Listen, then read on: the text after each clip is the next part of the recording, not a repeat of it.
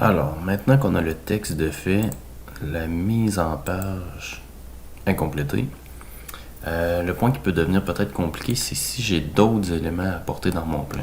Par exemple, la légende. Fait que si je viens chercher ma légende ici, je prends ma légende, copier, et je l'amène ici.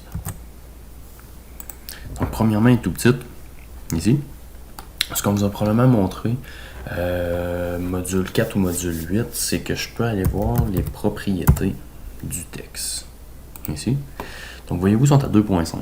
Fait que normalement, moi, mon texte, on avait déjà déterminé ici, qu'on l'avait bien fait à la bonne échelle, elle était à 250.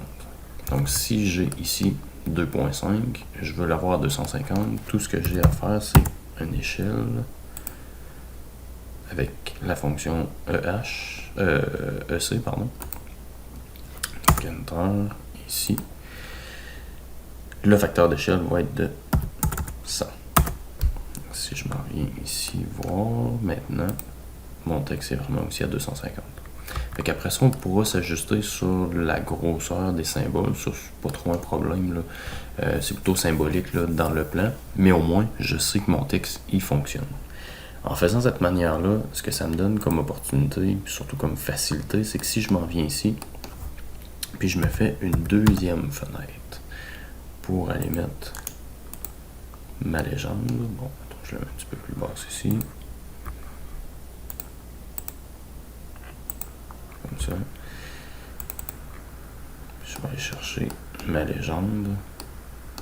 Donc je pourrais la diviser en plusieurs, je pourrais la réaménager, mais ce qui est important, c'est que si je la mets comme elle, cette fenêtre-là à l'échelle 100, elle aussi va être à l'échelle 100. Mon texte, autant dans ma légende que ici, dans mon plan, va être exactement à la même hauteur et c'est ce qu'on veut. Fait que peu importe les éléments que j'ai ajoutés, si je fais mes fenêtres partout à l'échelle 100 avec le texte comme il faut à 250, tout votre plan va être parfait.